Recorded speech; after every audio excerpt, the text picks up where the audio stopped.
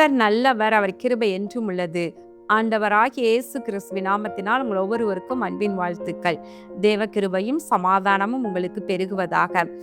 இன்று செப்டம்பர் மாதம் 13ஆம் தேதி சனிக்கிழமை. இன்றைக்கு நாம் தியானிக்கும் வசனம் புலம்பல் 3வது அதிகாரம் 40வது வசனம். நாம் நம்முடைய வழிகளை சோதித்து ஆராய்ந்து கர்த்தரிடத்தில் திரும்ப கடவோம். நாம் நம்முடைய வழிகளை சோதித்து ஆராய்ந்து கர்த்தரிடத்தில் திரும்ப கடவோம் என்று வசனம் சொல்லுகிறது.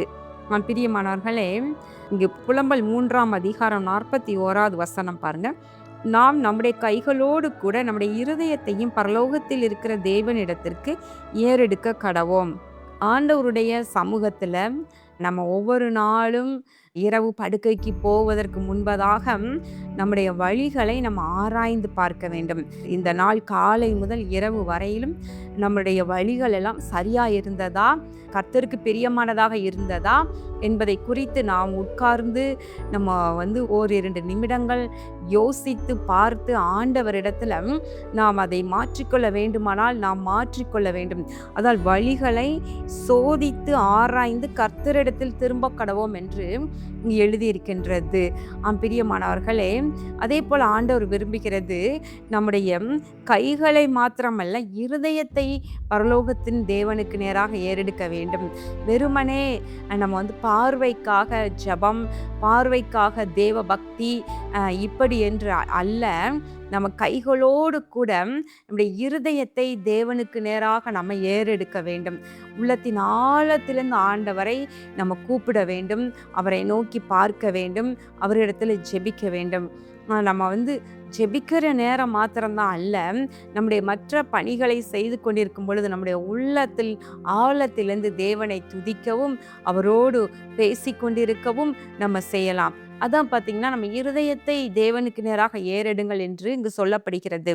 இங்கு சங்கீதக்காரன் கூட சங்கீதம் 139 கடைசி 2 வசனங்கள், தேவனே என்னை ஆராய்ந்து என் இருதயத்தை அறிந்து கொள்ளும், என்னை சோதித்து என் சிந்தனைகளை அறிந்து கொள்ளும், வேதனை உண்டாக்கும் வழி என்னிடத்தில் உண்டோ என்று பார்த்து நித்திய வழியிலே என்னை நடத்தும். சங்கீதக்காரன் கூட ஆண்டவர்கிட்ட சொல்றாரு, ஆண்டவரே என்னுடைய இருதயத்தை, என்னுடைய சிந்தையை, என்னுடைய வழிகளை எல்லாம் நீங்க ஆராய்ந்து பாருங்க.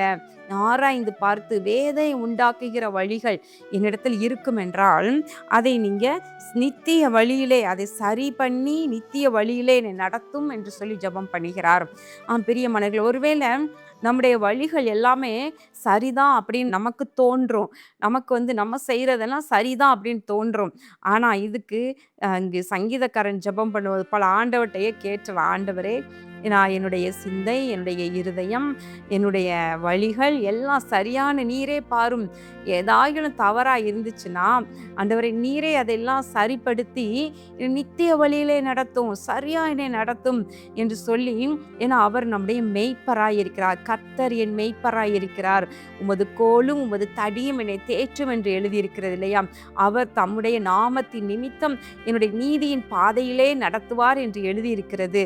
அப்போ அவருடைய பிள்ளை, அவருடைய ஜனம் என்பதினாலே கர்த்தர் நம்மை நீதியின் பாதையிலே நடத்துவாராம். அப்போ அதற்கு நம்மை விட்டு கொடுக்கணும், நம்ம ஆராய்ந்து பார்க்கணும், நம்முடைய வழிகளை அவரிடத்துல ஒப்பு கொடுக்கணும். உன் வழியை கர்த்தருக்கு ஒப்புவே என்று தான் சொல்லப்படுகிறது. அப்பொழுது அவர் காரியத்தை எல்லாம் நமக்கு வாய்க்கும்படி செய்வார். நம்முடைய வழி கர்த்தருக்கு பிரியமானதா இருக்குதா?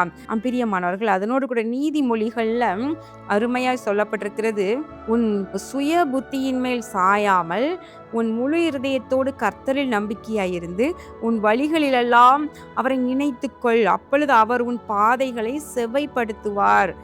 அப்போ நம்முடைய வழிகள்லாம் எப்படி சரியா இருக்கும் அப்படின்னா, உன் வழிகளிலெல்லாம் அவரை நினைத்துக்கொள், அப்பொழுது அவர் உன் பாதைகளை செவ்வைப்படுத்துவார்.